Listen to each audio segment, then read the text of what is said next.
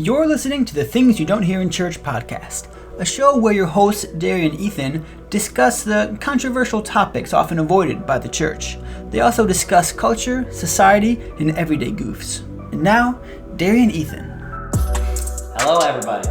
Welcome back to the podcast. Today, I have a special guest. It's not Ethan, but looks just like Ethan, and his name is Spencer Lemer. Hi, Spencer. Hi, Derry. This is my awesome bass leader. We've been friends for a little bit. You want to tell us a little bit about yourself?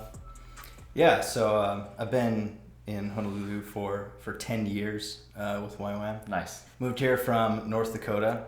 Nice. And had my call into missions shortly after I got saved. I guess I got saved when I was 17, or I repented and gave my life to Jesus when I was 17. Grew up in the church, but that's when it really stuck. And shortly after that, got a call into missions while I was in college. The Lord spoke to me in one of my classes and called me into missions, and I ended up finding this place. Kind of just happened to, and I had no clue what YWAM was, and I came here full intention. Come here, get some training, go out on the mission field somewhere foreign, and kind of that was going to be my life. And 10 years later, I'm still here. So I've done pretty much every conceivable thing you can think. Nice. on the YWAM base here, from doing a couple schools to leading outreaches in DTS to being a property manager to working in maintenance to leading the DTS. Me and my wife, and now my wife Madison and I are the leaders. Cool. Of the base here, so we've been here, and this is where God has us for now. And it is a foreign field compared to where I'm from. Yeah. But yeah, definitely not what I had expected. So I guess that's how life goes, right? Cool. When you follow God, you don't get exactly what you expect, but you get something good. So. Yeah. I came here around the same time, not here, but to YWAM around the same time of like college. So we have similar starting stories, kind of, but still a little different. Yeah. Yeah. Yeah, man. So who knows how long you'll be here, right? Yeah, been over here for a long time. I've already been here for almost 2 years, so like 2 months, under 2 years. Yeah. A couple months maybe. Wow, man. The time flies. Yeah, it does. We're recording a little bit later in the day. It's so funny because me and Ethan, like for the past like few podcasts, we recorded like right after dinner, and we used to record every podcast at 9 and like finish at 11 at night, like every single time. And it's just like so funny. We'd be so tired, like halfway through the podcast, we have coffee and like all this stuff. And we haven't recorded one like late at night for a while, so it's kind of funny to be back in your office, because we used to always record in here. It's kind of nostalgic and filming late at night. Yeah, this is the last week of this being my office too. I'm gonna move. Oh, really? Week, yeah. Nice. So it'll still be available. Okay. My chairs won't be here though, so I don't know what you guys are gonna do. We'll find something to sit on. We'll sit on the ground. Yeah, but just got my kids' bed, so it's almost my bedtime actually. So nice. We'll hang in there though. I think we'll have a spirited conversation. Yeah, it'll be good. Me and Ethan had this great idea to start a podcast where, and no one steal this idea, it's trademarked, where we would have every episode in a different location, and it would always be moving. So like one time we'd be like on a surfboard in the middle of the ocean, like recording the podcast somehow. Don't ask me how we'd be doing it. Audio issues. Yeah, we'd be doing it somehow. And then like another time we'd be in the back of a truck or something. Just like the point was, we'd talk about like culturally relevant like issues. It'd be funny and like make some jokes, but we'd just be in like a ridiculous situation the whole time. Yeah. I mean, that'd be kind of funny. It wouldn't be like super serious, but yeah. That's what that reminded me of. Well, hopefully you guys can pull that off. We'll see. It'll be our more like fun podcast we'll start in a little bit. Yeah. Once we have a little more of a fan base. But yeah. First things first, eh? Yeah. So today's episode is going to be a little different. Might be a little longer than they usually are. Usually we try to keep them around 25 to 30 minutes. Maybe it'll be that short. Maybe it'll be an hour. Who knows how long it'll be. We're going to talk today about the big scary topics that I seems like all my friends get anxiety over talking about. And like a lot of those topics, one of them is aliens. One is like AI taking over, the end of the world. Like whenever you can think of that gives you anxiety about like what if the world like goes in this direction and like Jesus comes back. And what I would say mainstream Christianity usually says is, oh, Jesus will come back before that happens, right? And I'm sure that's been said over the years forever. Like when TV or the internet started, people are like, oh, Jesus is going to come back soon because like this technological advance, right? So we want to try to tackle those things and say, like, if Jesus doesn't come back within the next 10, 50 years, and we get this much farther in technology, or this discovery happens, aliens are real and they come to our planet, or we make contact with them or something, like, can you still believe in God? Can you still have that foundation? Or does it negate the existence of God? And so we'll kind of dive into that, explain like what those things are a little bit more in depth, so we're not just talking about like nuanced topics that no one has any idea about. We'll get into it and have a fun conversation. It'll be a good time. So if Jesus doesn't come back, what do you want to talk about first?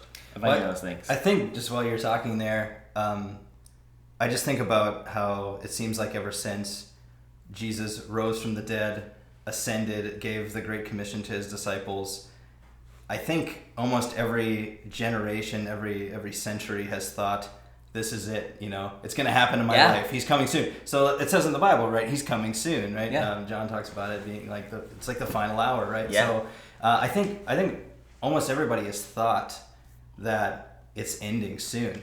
Yeah. And, it depends on how you look at it, right?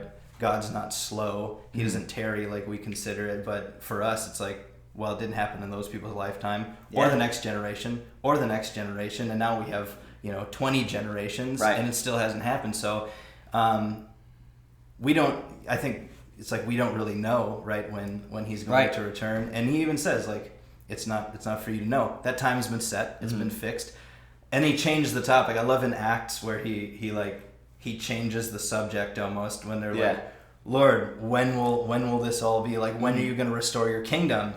And he says, that's not for you to know, but go and wait in Jerusalem until you receive power from on high, and you'll be my witnesses in Jerusalem, Judea, Samaria, and to the ends of the earth. So it's almost like he ignored their question, right? And he's like, you don't need to worry about that. Here's what you need to worry about. Being my witnesses. So I was thinking about that a little bit earlier too, and it's just like everybody's thought. I'm sure at some point throughout every century something cataclysmic was happening, whether it was local or global, if they had the knowledge of what was going on in the global scene. I'm sure some Christians somewhere thought they were seeing the apocalypse. Yeah. They thought they were seeing the end, right? Yeah. And they were not correct about that.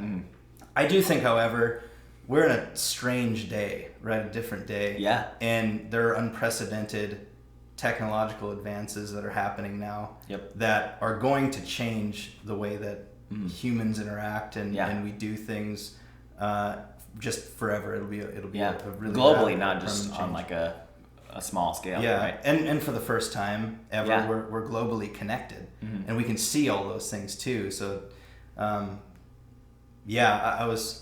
I was thinking about just like the place that we're in, because we're in a really unique place, but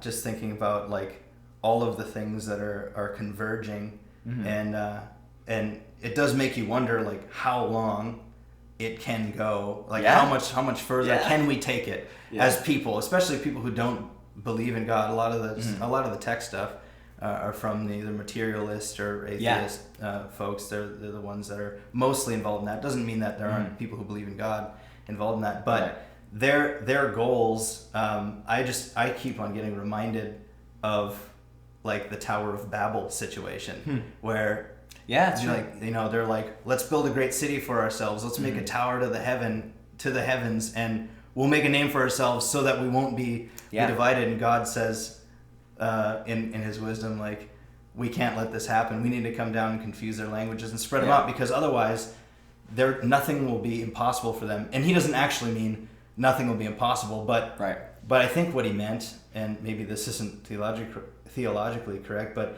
I think what he meant was they're going to consider themselves God instead of having to reach out to him. So they were making this, they were making idols of themselves, and that's where you kind of saw different men being worshipped and things like that. After that. So now we're in a place where with tech advancement, and I know we're talking about the singularity before. We're in a place where really that's what people are trying to do. Yeah. So it's definitely a unique time. Yeah, super unique. Yeah. You want to talk about what the singularity is a little bit?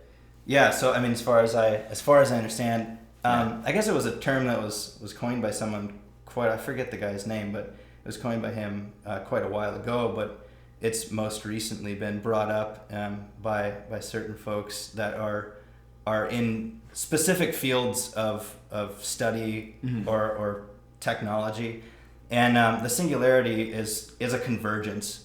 You know, it's kind of taken from like the singularity of a black hole. It's where everything is sucked into, and it's just, you know, we don't know what happens there, right, but exactly. But like there's some sort of extreme thing that people are assuming happens there. And for technology, a technological singularity is where things like artificial intelligence and robotics and biotechnology and nanotechnology and quantum computing, all of those things are advancing, and they all are playing off one another, and a lot of them are being absorbed into information technology, and once they're in information technology, they have kind of a predictable growth curve, and it's an exponential growth curve. And the singularity is when all of these things are advancing so quickly that it almost seems instantaneous, right? And it's totally out of our like reach and control. It's just out of our ability to comprehend like how fast things will be changing. And one of the guys who's made it kind of really popular recently is a man named Ray Kurzweil, who he's an inventor. He has a bunch of crazy like powerful inventions that he's brought into the world. So he like did like Xerox stuff and text to speech stuff, and you know, brilliant dude. But he has been talking a lot about this, and he over the course of his career has made predictions about where technology will be. And over the last like 30 years, he's been 86% correct. Wow. Which is unheard of. People don't even get close to that. So he has this uncanny ability to predict where things are going to be as far as technology goes. And it's because he figured out like when something gets absorbed into information tech, the growth curve for it becomes really predictable, and it's an exponential growth curve. So he kind of uses that as a model, and he puts all of the technologies into that, and then he makes his predictions, and he ends up being 86% correct, which is, you know, astounding. Yeah. And very significant. And he thinks that the world is going to reach a technological singularity in 2045, which is 25 years from now. Which that's really bizarre. So that alone, even if he's off by 10 years, 20 years, that alone, the idea of all of these technologies, especially I think for most people, what's the scariest is artificial intelligence. Yeah. Because then what do these machines start to do, and what decisions do they start to make, and what does that mean for us if we don't have our hands on the wheel anymore, or at least we don't have any ability to steer it away from where it might be going. What does that mean? Is it going to be pro-human or anti-human? And we don't know. But he thinks it will reach that technological singularity in 25 years.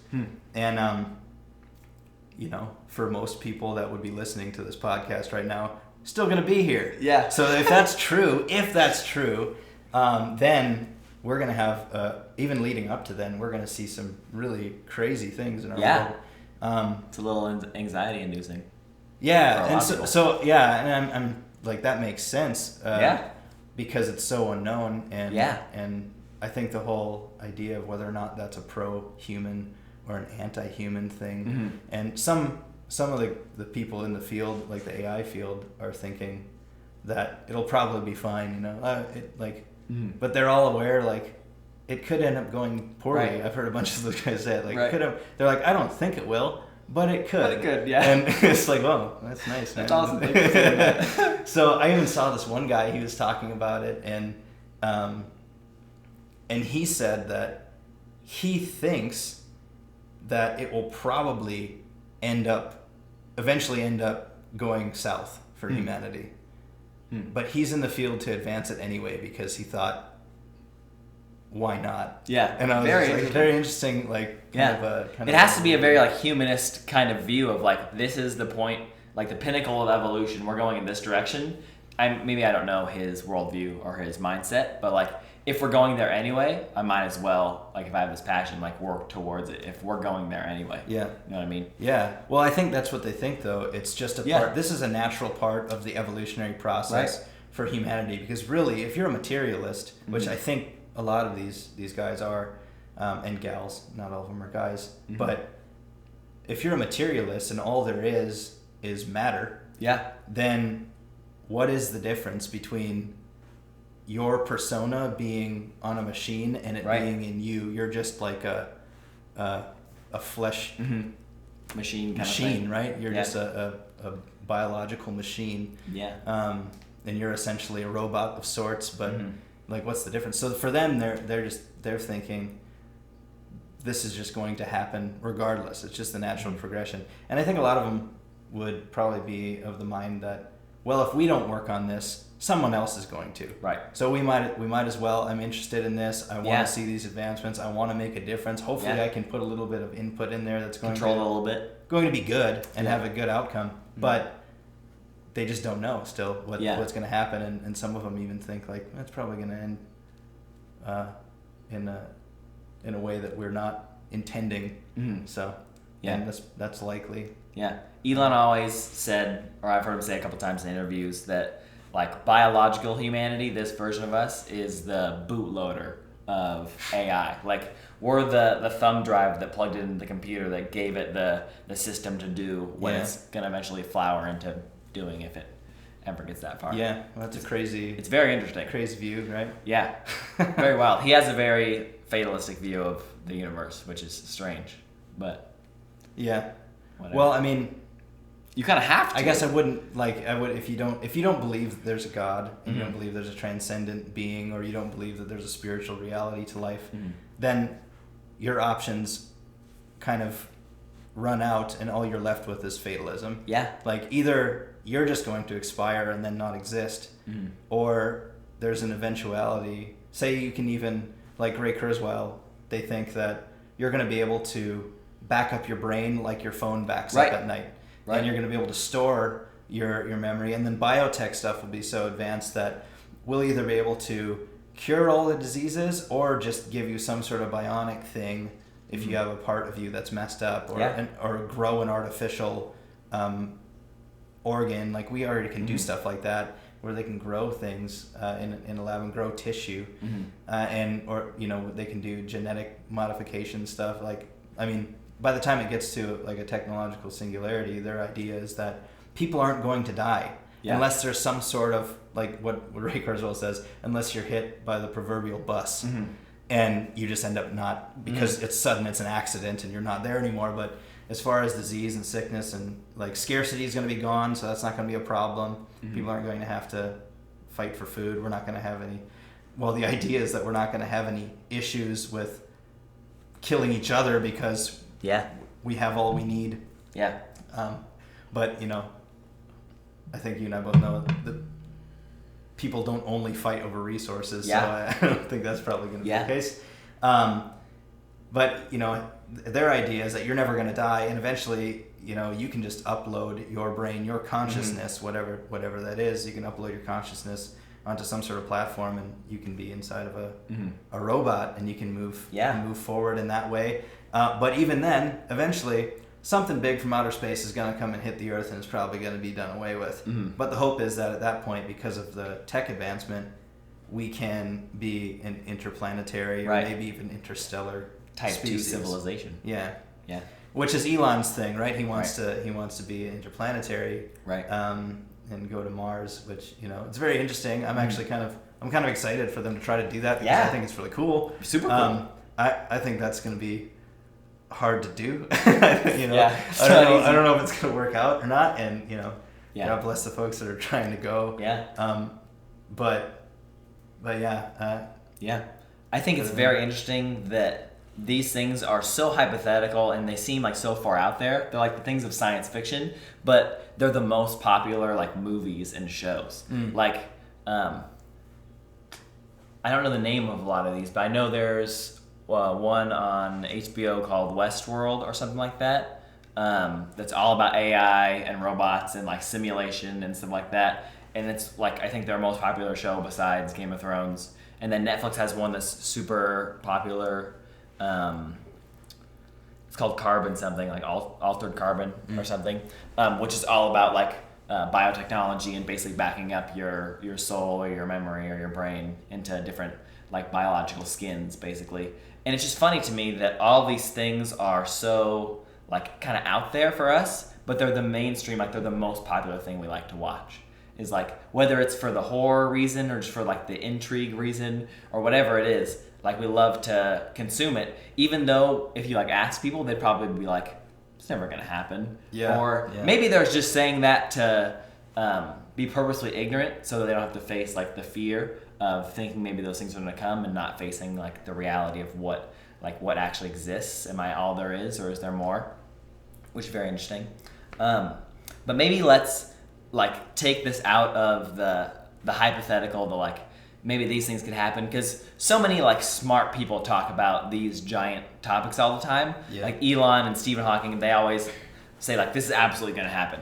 And it seems like the consensus of everybody else is no, it's not. You know what I mean? Sure. And like of all the like the dumb people or whatever, like the people that aren't on their level are like, maybe that's like a little out there. Like that's your opinion, but everybody else kind of seems to agree that that's kind of far-fetched, and we kind of as a culture agree it's far-fetched, and so that means it is far-fetched and it's probably not going to happen. But like as we further ourselves in technology and culture, they seem to be becoming more and more likely. But I want to talk about how we can see the beginnings of them now to sort of make it real for the people like watching, right? Because I don't want it just to be this thing that like really smart people talk about and we still are ignorant of, but more we can see like the progression of how we're getting there instead of just arriving on it one day. You know what I mean? So I was thinking like for AI at least, like for a long time I was thinking like AI, like we built that, how could it like take over us? That doesn't make any sense. And then I watched this video like 4 years ago or something on like actually how AI works, and we have AI in everything right now. You have AI in your phone. Facebook uses AI. Lots of cars use AI to drive themselves. We have Siri is AI. So anytime, or Alexa is AI. So. And of course, there's different levels of it. Like there's a business in San Francisco right now where the middle level management, so not like the CEO or anything, or like the lower tier workers, but the middle level management is just an AI. So. So the owner of the company like built this AI and works on it, but the AI runs the business entirely. So it hires independent contractors, tells them what to do, like what tasks to do, evaluates their work, and then pays them. It does everything, like all the middle level management stuff. It does. And so all the CEO does is manage that AI, and the AI does all of the work for him. Which is incredible. Crazy. And so we can see that like this is advancing, and all you have to do is have human beings turn on each other and want to fight each other with this AI, or simply like give your AI the programming to say learn on your own, or try to improve yourself, so I don't have to continue to try to improve you. Takes work off of me if you just improve yourself. Right? Because the point of AI is we say try to learn this like niche, uncomplicated system, like putting like this here over and over. And then it just breaks down complex systems into a whole bunch of just those little systems so that it can do actually complicated things. But complicated things are really just like small little movements, like done quickly, right? And so it learns to do those things, and it can do bigger and harder tasks over time as it gets more refined, and as we program it better. But if we programmed one to say, you learn on your own, you make yourself better so I don't have to, which is essentially what AI is, that's basically something becoming its own thing, right? And it can start to say, well, if my programming says to make me better, and you're getting in the way of me making me better, and I'm the one who says what's better, then theoretically it can go in whichever direction it deems to be better. You know what I mean? Or whichever direction you program it, depending on what the program is. And that could go well or not well. You know what I mean? I know maybe 3 or 4 years ago, Facebook had this experimental AI that they bought or maybe licensed or something from the people who actually made the AI. And they let it loose on Facebook for like a couple hours.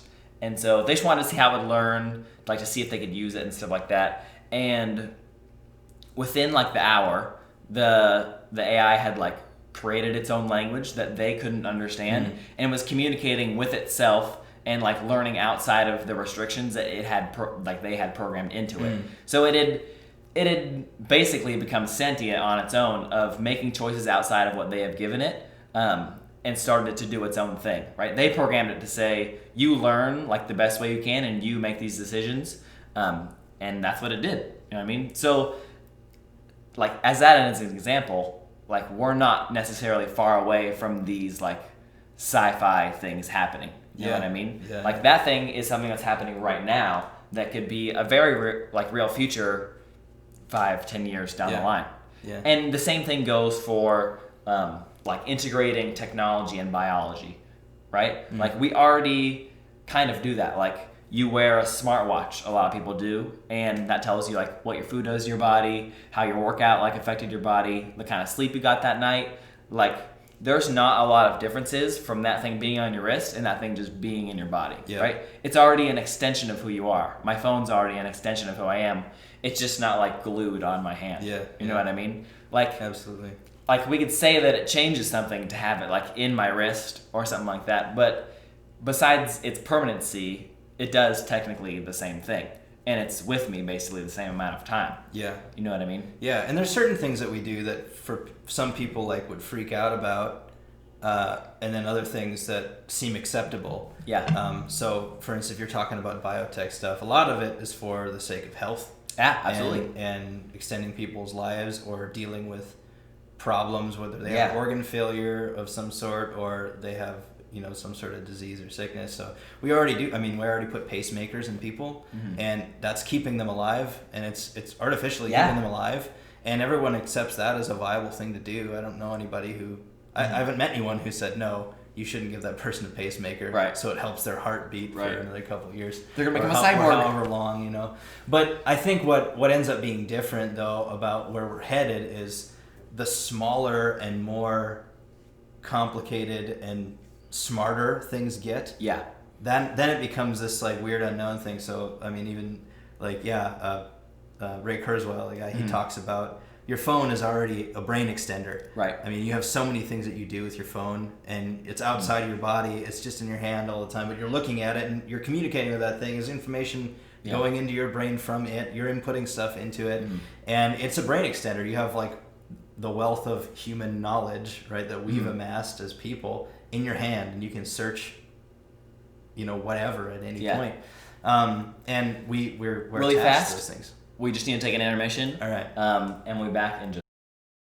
We're talking about how your phone is a brain extender. Yeah. So this is what a lot of these people in kind of the tech field already consider. It's like these things are outside of our bodies. They already kind of enhance our ability, and they do. I mean, it's hard to argue with that. You can do things now in a shorter amount of time, and you have information that would have taken you, it would have been really difficult to find, but you have it just right at your fingertips. And, there's certain parts of that have improved our lives, and certain parts of it that have definitely made life more difficult and more mentally challenging and all sorts of things like that. But their idea is, well, what's the difference, right? They really think, what is the difference between it just being inside you?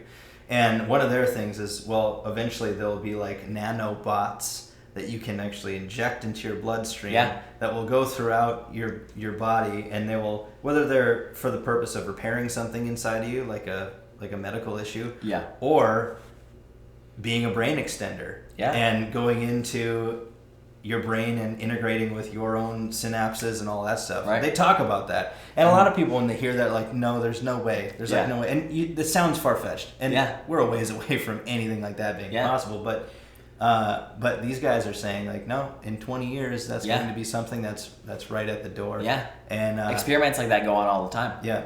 Yeah, and I mean, like, you mentioned Elon Musk. He has the whole Neuralink thing that they're working on. And that's they cut out a little piece of a person's skull, and I don't know if they've started trialing this yet, but they cut out a little 1 inch by 1 inch piece of skull, and they put this Neuralink thing in, and sends these little nodes into your brain, and it gives these little pulses, and their goal initially is to be able to heal certain problems that people Right. have. Brain damage. Issue with their nervous system or Yeah. something like that. Some part of their body is paralyzed or something. Mhm. I think that's their goal, is they want to fix that. But then, I heard him talking about, well, eventually people are going to be able to just communicate with each other without talking. Yeah. And so when you hear something like that, it's like, all right, man, like that's crazy. But it's not far away. That's the goal that these people have. So I think it's one thing to maybe scrutinize some of that, and say like, okay, well, I need a little more. We need to see a little more a little more unfold. But you can't ignore that this is their goal. Yeah. And that's something to be aware of, just to know where we're at in the world. Like, Yeah. what's going on? What are people trying to do? Mm-hmm. Where is this headed? Because if these people are making these advancements and they're kind of taking the technology and they're steering the ship in that way, this is their goal. So what does that mean? What does that mean for us? Yeah. And how do we respond? What do we participate in, and what do we not participate in? That's a hard kind of a question, and I suppose that's up to a lot of people's personal convictions. But I don't know. What do you think about that, man? Like, what do we participate in? Yeah. And, you'd have to clarify what we're talking about. Right. What field we're talking about. Right. I would say it is up to everybody's personal convictions. Me and Ethan have had probably debated over nothing more than this topic. Oh, really? But it's been a little bit, yeah. In maybe a couple years ago, we had this feud go on and on forever, and he would always ask every new person we met, like, this question, because he just wanted to talk about it so much. Because I would always talk about like integrating biology with technology, like if I could have like legs that would allow me to jump over a house, like why wouldn't I want that? You know what I mean? And he'd always be like, no, dude, like you can't do that, like you're not allowed to do that. And so we'd always like debate back and forth on like if you could, if it was morally like right or wrong, because technically like the body is God's creation, like can you purposely do that, or do you have to have like a medical disability for that to be okay? You know what I mean? Like at what point does that become okay? And so we debate over that all the time and get in very heated arguments over it. Yeah. But I would say, I don't know. It's such a hard thing to talk about, because right now it would easy to just be said, yeah, like for medical reasons, like we should try to continue this research and these experiments, because like if I could allow someone in a wheelchair to not be in a wheelchair anymore because they have like a little chip in their brain, like, and Elon Musk said like that can be a possibility a year from now, like why wouldn't I want that funded? You know what I mean? Sure. But I can also think about that with the eyes of human beings are evil, and that's definitely going to be used for good and also evil, most likely. Yeah. You know what I mean? Mm-hmm. Like, if someone can cause chaos, like there's going to be someone that wants to do that. You know what I mean? Yeah. Like some people could use it for evil, but think they're using it for good. And some people could use it for good and be doing good. And then some people just want to cause chaos. And maybe there's someone who knows how to connect to those, and like they know how to short circuit them and make them blow up and kill you. Or like something far-fetched. You know what I mean? Yeah. And at the same time, like when you think about that, I don't think, and I haven't thought about it enough to like fully give a full answer. But I don't think I would stop experiments just on that specific thing. If we could help people that are in wheelchairs or whatever brain disability you have, that would help. And I would say just put checks and balances on that thing as much as you can, which is what we try to do with everything, right? Like with all the drugs we create, we can use them for evil, and we have. But we try to have checks and balances on them to make them mostly be used for good. Yeah. Which is what I would say about that mostly, but I think it's so case by case, it's hard. Yeah. Well, and it's also difficult because we don't know precisely what we're talking about. Like, what's going to be the thing on the table? Yeah. Right now, they're saying, like, well, we can help fix a person's body by putting this little thing, nodes in their brain. We already do that with, like, people's hearing. Yeah. They already do that, and I haven't heard anyone throw a fit about that. Right. It's like, hey, that kid can hear now because they had this thing, and it's you know, and they have the little thing attached to their head. Yep. I have some friends who have that. And I don't have any problem with that, you know? Yeah. So I think that there's you know, like, I guess some thinking to do about, well, how far is too far? And I don't know if we're going to know ahead of time.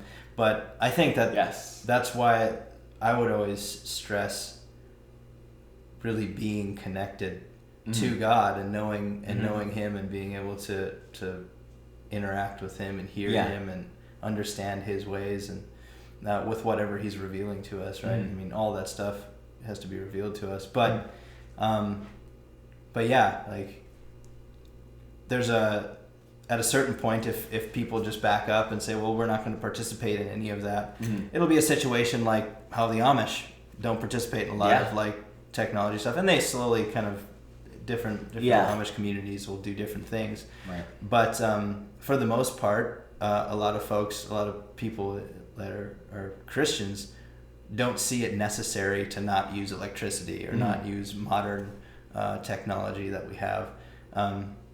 But when you start talking about, I think like when you start talking about the goals of immortality and godlike status that these people do have, then you have to start thinking, okay, well, how far am I going to go right in participating in that? And then also realizing there's still a mission field there, and somebody is going to be having to understand their language, understand what they're doing, understand their worldview in order to reach out to them with the gospel. And for that to happen, that person's probably going to need to, in some way, engage with those things or participate in some of those things. And it doesn't mean that necessarily everyone will, but I don't think it's like outright sin to participate in some of the technologies, because like you said, it can be used for good or evil, and there's no way that no one's going to use it for evil. Like that will happen with everything, and we with everything. So but then there's also people that will use it for good, and this is part of being free. You have the ability to make a decision like that and choose what you're going to do with something. So yeah, I mean, it's very interesting. It's a whole crazy thing. And I think the thing about it that I think about, because I've heard some of these people talk about this, is if what they say is anywhere close to true, that means this is closer than we think. A lot of these jumps and these advances are closer than we think. So there's no sense in just saying, oh, that will never happen. Right. I think that someone should look at those things as honestly as they can and do some research if if they're interested in that, or even if they're not, maybe just to realize, okay, where are we at? And it happens all the time, and that Ray Kurzweil talks about it all the time. He says that he makes these predictions, and all of these people in that community look at him like, dude, you're crazy. That's not going to happen that soon. And he ends up being right. And the reason he ends up being right is he talks about how a lot of people think of things linearly. And he's like, once a technology becomes an information technology, so once it enters, like, this is just information that's computed, essentially, and then there's some sort of output from it. Once it enters that realm, the growth curve is not linear anymore. It's exponential. So, right now we think about, I mean, one small example is like autonomous cars, self-driving cars. I've mentioned before, like, all these people say that at the end of this decade, all the cars are going to be autonomous. And everyone that I've said that to that hasn't like watched these people talk about that, they're like, no, that won't be a thing. That won't be a thing. Everybody. But they already have autonomous cars that work and function quite well.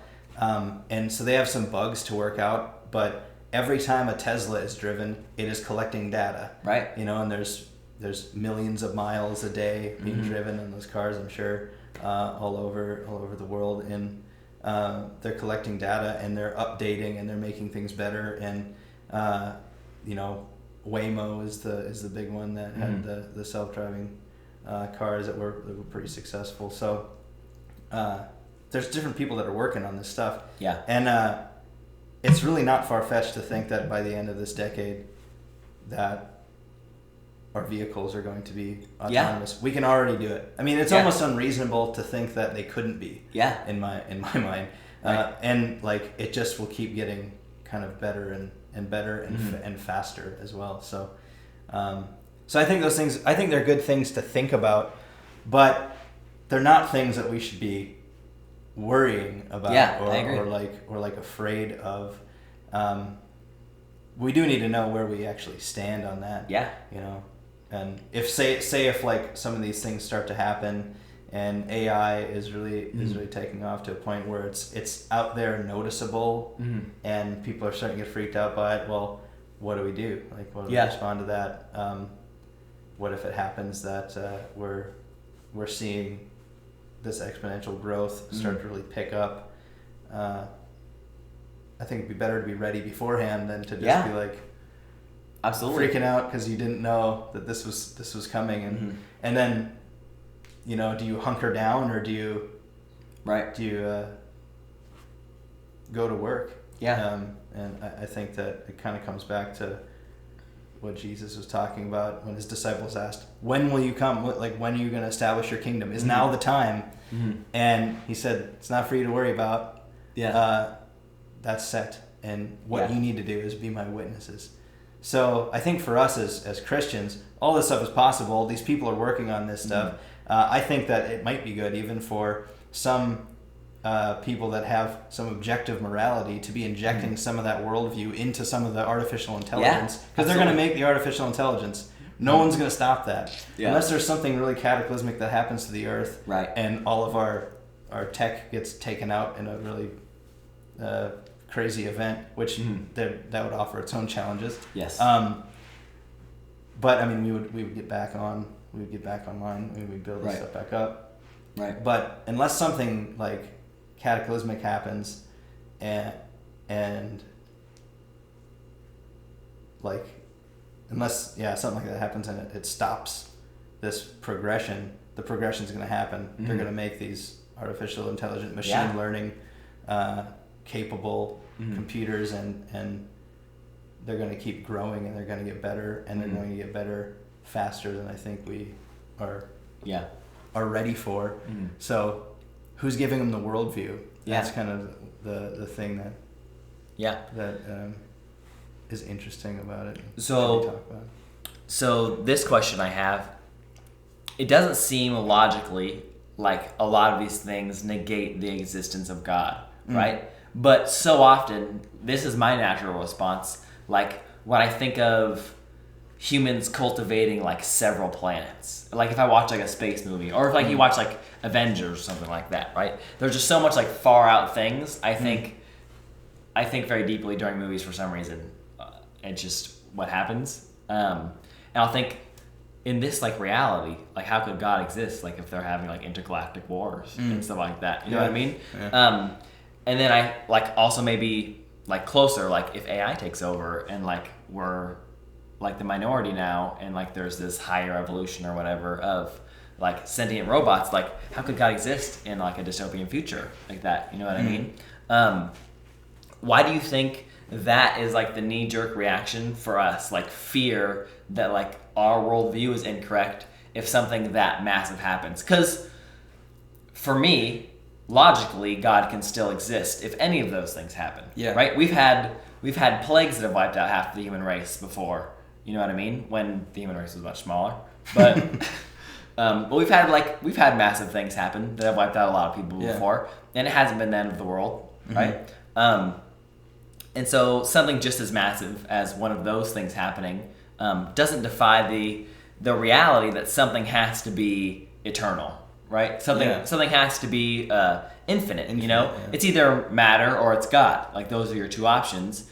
And if you want to say it's matter, then that can be your worldview and you can stick to it. Or you can say it's God. You know what I mean? And it seems to me that there's design in this world, and that the nature of this world is to descend into chaos, which is completely scientifically provable, that things don't just go to order, they go to chaos, right? And so it seems that there's some amount of natural order that is not designed by human beings, and I would say that that lends itself more to the worldview of that a God is infinite and is the infinite thing that exists.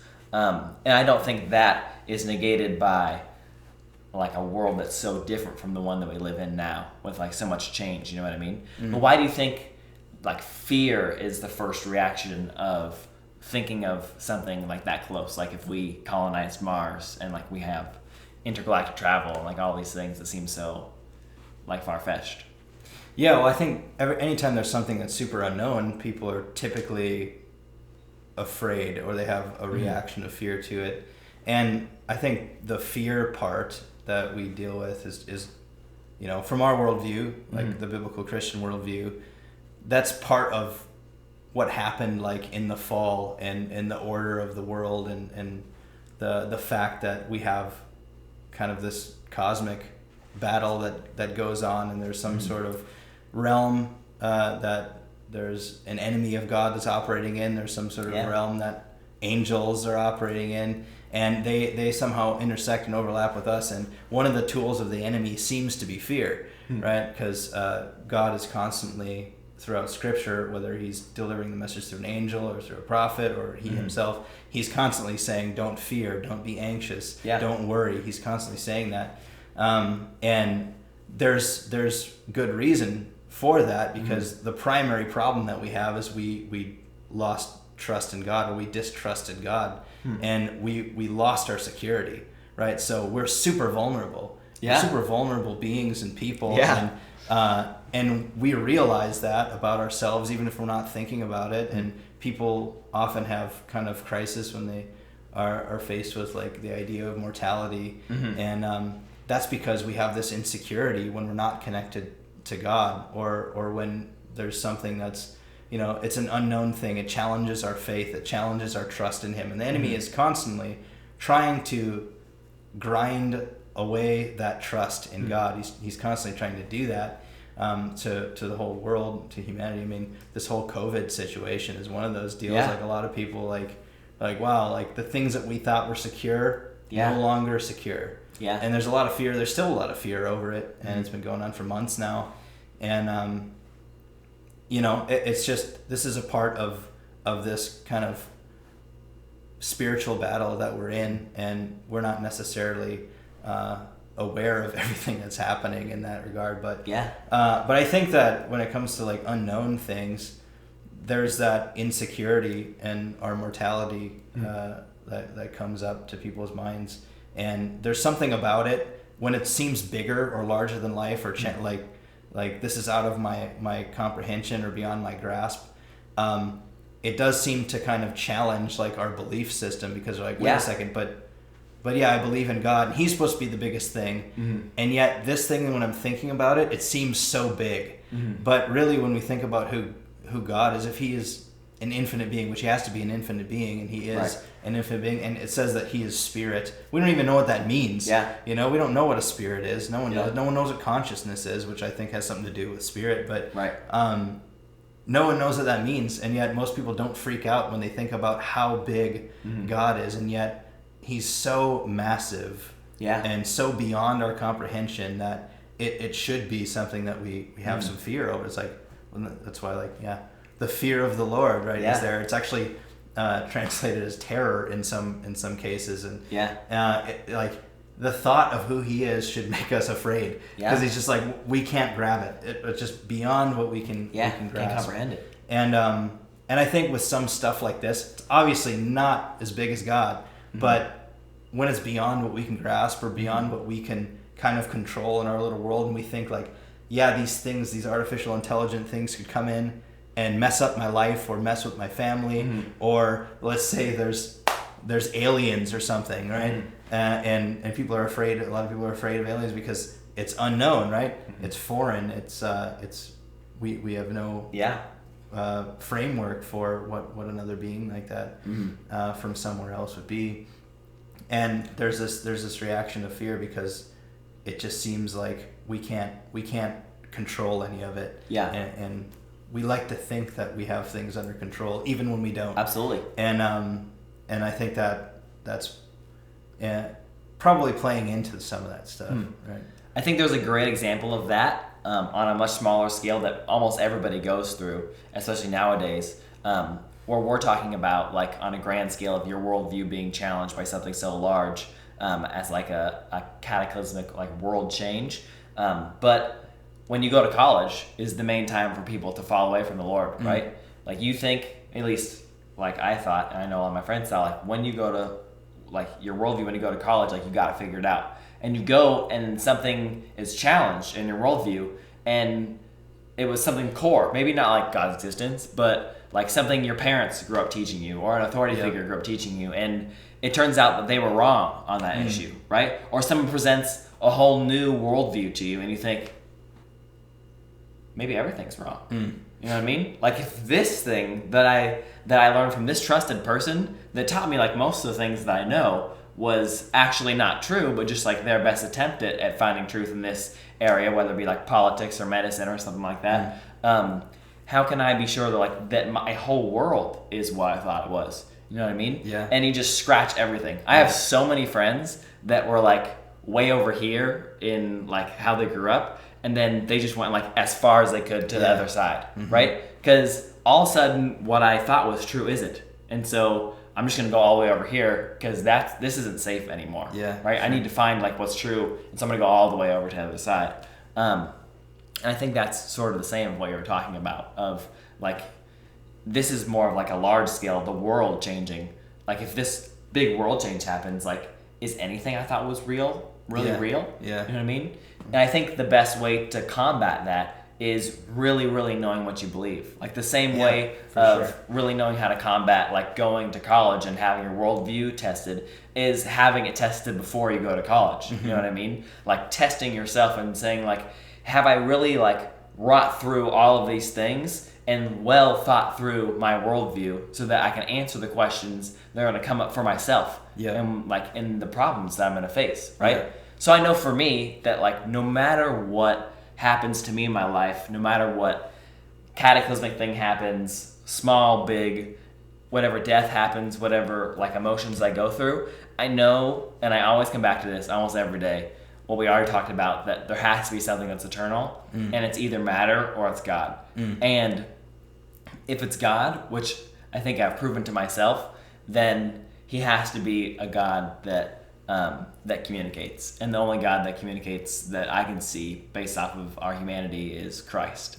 And so there's so much more that goes into that worldview, but just as a quick like pipeline to my worldview, I always go back to that, no matter like what tries to get me to doubt the Lord or my worldview. I always go back to that, and that keeps me safe. And I challenge all the time to make sure like I'm actually believing what's true. You know what I mean? But I think that is what people need to do to keep from fearing like these large things. You know what I mean? Absolutely. No, I think that's right on, man, because the problem that a lot of people have when they go off and get their ideas challenged is they've never thought through their ideas. Yeah. They've just received them. And there's nothing wrong with receiving an idea if it's a right idea.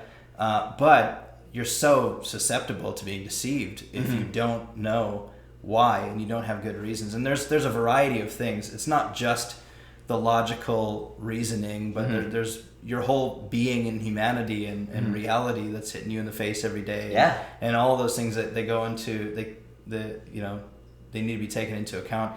So I always kind of think about two things when it comes to when I have an idea presented to me that is challenging. So these things that we've talked about already have challenged my ideas, and I've just been strengthened because I've went through the process of kind of hashing it out myself and trying to figure out, well, where do I actually stand here? And I stand where I've always stood, and that's on the presupposition that I have for my worldview. And there's only a few options that are viable that anyone accepts. Right. And we have a teacher that comes here to the base that teaches this when he talks about worldview. And there's the biblical Christian worldview, there's the secular worldview, and there's the Eastern worldview. The biblical Christian one says there's an infinite and personal God. That's the presupposition. That's where it's the metaphysical presupposition. It's where all of this came from, where all of life and material and everything came from. There's an infinite personal God. The secular one is there's just infinite matter. There's just stuff. And then the last one is the Eastern worldview, which is there's an infinite impersonal God.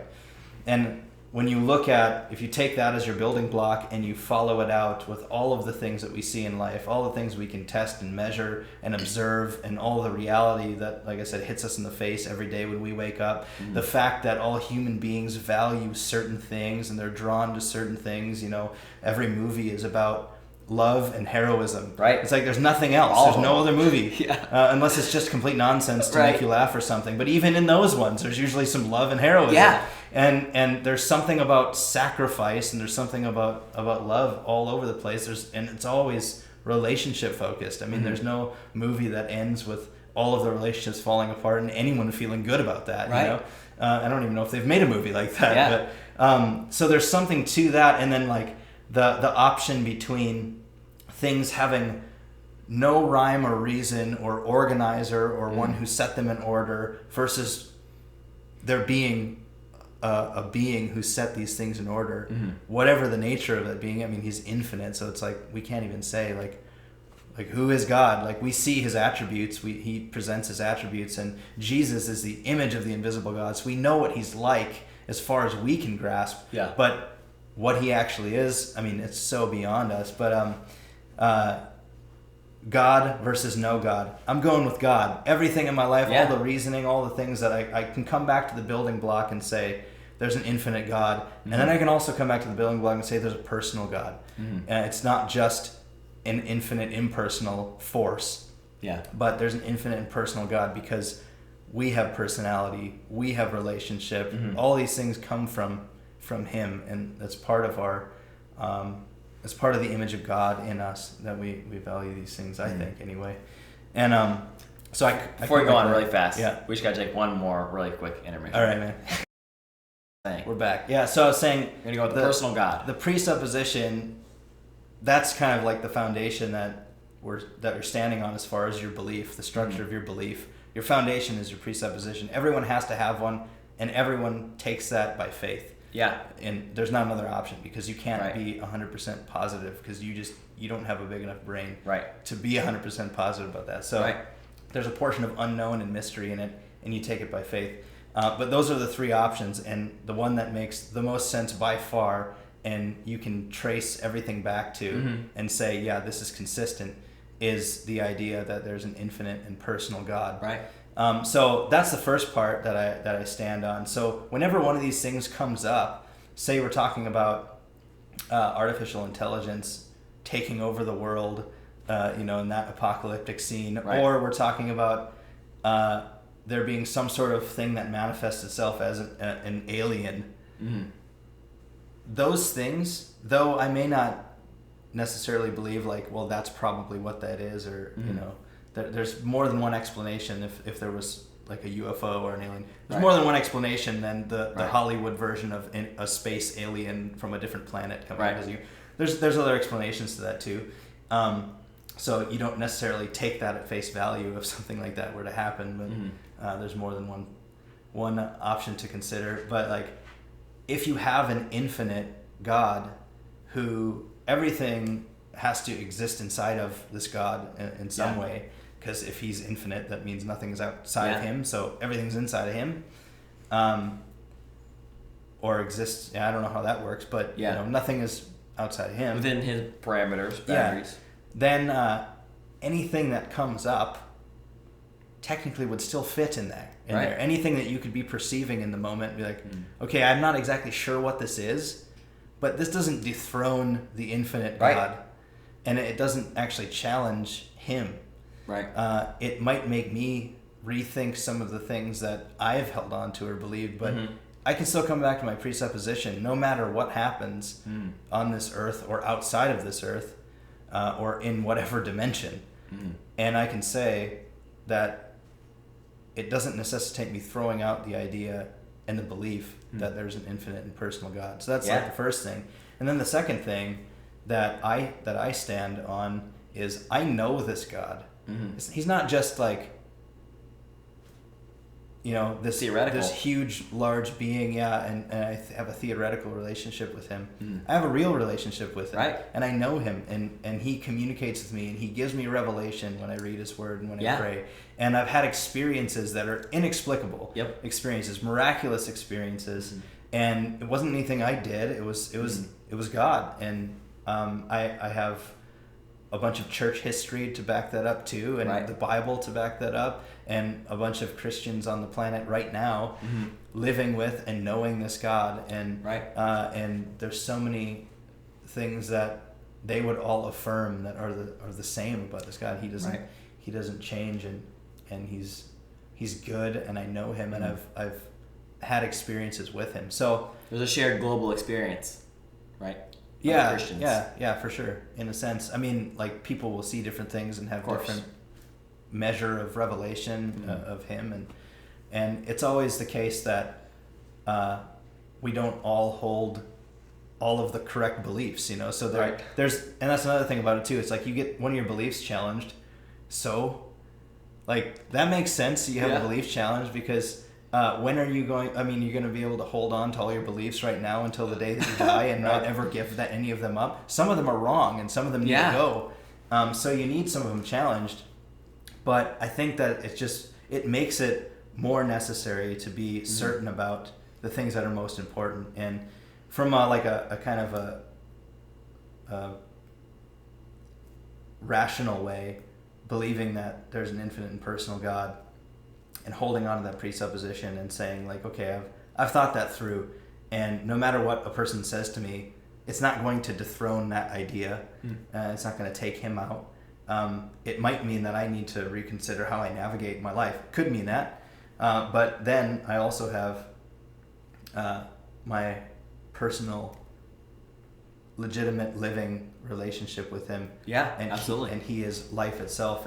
And then we have Scripture, which is written form of God's revelation to us. Yeah. Which is, I mean, it's an astounding thing if you really look at what the Bible is, and how it's composed, and the things that are there, and how consistent of a story it is, and how amazingly it represents life. Yeah. It's an incredible book. Yeah. And it is divine. It's divinely inspired, and hours and hours, like years of like content can be talked about and its complexity. Yeah. Yeah. And I mean, it has been, and it's not exhausted. Right. So we still talk about it. Yeah, still talk about it, and still get our minds blown. You know, I read the same passages over and over, and you know, God will reveal, because it's almost like he keeps some things hidden. And you know, what does it say, the proverb? It's the glory of God to conceal a matter, but the glory of kings to seek it out. Yeah. And if we seek him, then he ends up showing more of himself to us. He shows us these things, and he gives us these revelations, and we just grow more in that way. But yeah, like with all of these things that are happening in our world and are going to happen, and the rapid pace that the world's going to change in a way that has never happened in history, I think those things are pretty important to be settled on. And if you can pull one little string and it completely destroys your belief system, you didn't have a very good belief system. Yeah. You should like relook at it at least and say, like, okay, like what was I actually standing on there? Right. Was I built on a firm foundation there, or was I not, because a little breeze came up and it knocked it all over? So I think it'd be worth looking into more for people. So absolutely. So as kind of a wrap up for this, I would love to give some people some like application, like what they can do with this hour of content they've listened to. And two things that I've just been thinking of as the podcast has been going on is, one, fear that we've been talking about, right? But even deeper than just fear, kind of what it may come from is control. And so I would say, and you can disagree, we could talk about it, maybe you have more insights on how people could apply this, but like by one, like thoroughly thinking about what you believe and figuring that out for yourself so that you stand on solid ground, something that can't easily be moved, so that when something challenges your worldview, it's not toppled over. Yeah. That's all like wrought out. And then past that, you can surrender control, right? So that when something is challenged and something that you believed turns out to be wrong or turns out to happen or whatever it would be, that you are also not destroyed. Yeah. Right? So you're standing on a firm foundation, and you also know that a lot of things you believe probably aren't right. Mm-hmm. Right? And so you hold things so loosely in the palm of your hand that when they're taken away, like the core, like the foundation where your hands are, is still there. You lost something that you thought was real in them, but like your foundation's still there. You know what I mean? And I think that would take a lot of the fear of all of it away, right? Sure. Yeah. Anything you want to say about that? Yeah, I think part of that is just recognizing that we don't know much. Yeah. Like, we don't really know that much. Yeah. The world and the universe and consciousness and all of these things we can talk about are extremely complex, and people have been thinking about and trying to figure them out. And I don't know if we're any closer to figuring them out ourselves than we were when we started. So I think just realizing we're so limited and we're finite beings and we don't know that much, but God has given us an amount that we can know that is more than enough of what we need to know. Yeah. And it's more than enough for us to stand in that truth. It's more than enough for us to weather the storms when they come, and more than enough for us to keep going and to keep our trust in Him. And all of the things that we really need to hang on to are going to come by way of revelation if they're going to have staying power. It's not just something that you figure out in your mind, because I'm all about like thinking about things and trying to figure it out and trying to piece it together. Yeah. But there are certain things that are going to be mysterious, and it's going to absolutely kind of reach a point where I can't take this any further, and I just need to put my trust in God, because I know who He is, and He's revealed Himself to me in this way. Right. So I trust Him. I trust Him as my Father. I trust Him as the sovereign King of the universe. Yeah. And I don't need to worry so much if there's something that I don't understand or something that I thought was true and ends up not being there, because what do I know? What do I know? And, a lot of people know a lot, but in comparison to what there is to know, no one knows much. And so I think being kind of in a place of humility about that will help if any of those things end up being taken out in your belief system. But what's the fundamental thing? Right. And, that just applies in a lot of different ways, whether it's the worldview thing and what's happening in life, or issues and differences in opinions about different doctrinal things in the church. It's like, well, what's the main thing? Right. The main thing for worldview is there's this infinite personal God. Right. And, He happens to love you. And the main thing for Christianity centers around Jesus and who Jesus is, and the cross, and what He dealt with our sin, and He conquered the death that separates from God, and He gives us an opportunity because of what He's done to be reconciled to our Father and to live that life and to know Him. Absolutely. And to have those revelations and be where we belong. And it's like you didn't work to deserve that. You also aren't able to collect all of the knowledge that you need to produce revelation. God gives you revelation along the road, though, I think. So I think it's, it's certainly worth doing a little bit of study. If those things are starting to shake you, there's plenty of good places to look. Absolutely. Whether they're kind of apologetic type things. You have any you want to plug? I don't have any like certain like apologists that I would listen to. I'll listen to kind of a random group of people, or like random smattering of folks here and there.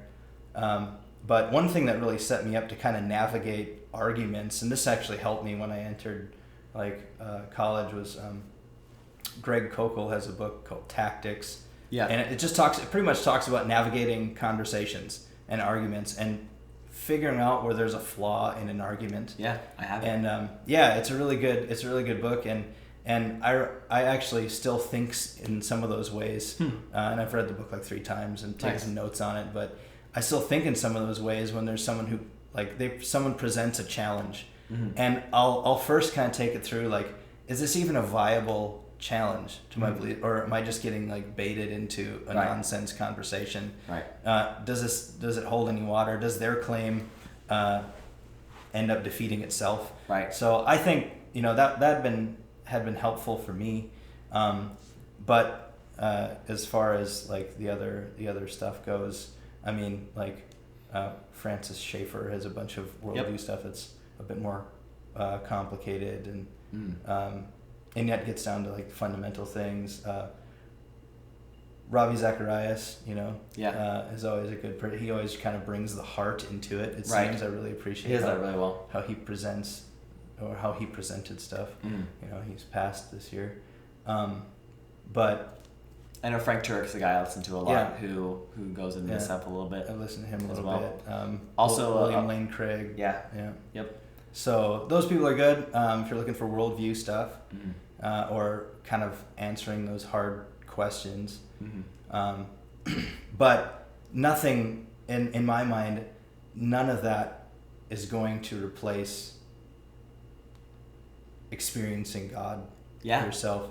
And you do experience him in those ways, like when you engage him with your mind and you reason with him, you do experience him, but nothing replaces getting revelation. It's like how I've met people who are like, I've read through the whole Bible and, don't believe. It's like, you read through the whole Bible, but you didn't get any revelation. They were like trying to scrutinize it, trying to like look and see like, well, what problems do I have with this, or does this make any sense? And some people will get revelation and some people won't, but there's really no replacement for getting revelation. It kind of depends on how you approach it, but it's more difficult for different people because they learn or experience different ways. Because God's created us differently. So definitely. But no need to fear. If absolutely. we do have this God, no need to fear. And even if persecution or trial or whatever comes our way, we continue on because we know who we belong to. And no one's going to take us from his hand. And nothing separates us from his love. So that's the best takeaway from this podcast. People don't need to fear when they're presented with all these world altering things. Altering. Man, it was great having you on. Thanks so much for talking. Pleasure to hang out and chat about the stuff for a little bit. Thanks for having me. Absolutely. Hope we have you on again soon. Anything else you want to say or plug before we close this down? Not really. I mean, I think we had quite a conversation. It was fun. Getting pretty late. But I mean, God's good. He's always good. He doesn't change.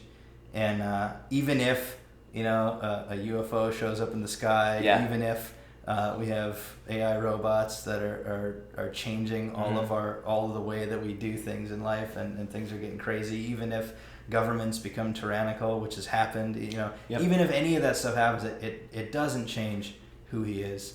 And it also doesn't change the fact that he's made us witnesses, and he hasn't taken us out of the world. Absolutely. He's left us in the world, and he's made us witnesses in whatever time that we're in. So we endure to the end, right? And we know that we have our salvation in him. It's knowing him. That's our eternal life. So heck yeah. Thanks, dude, for coming on. Love you. Man. Love you too, man. Thanks, bro. Adios, everybody.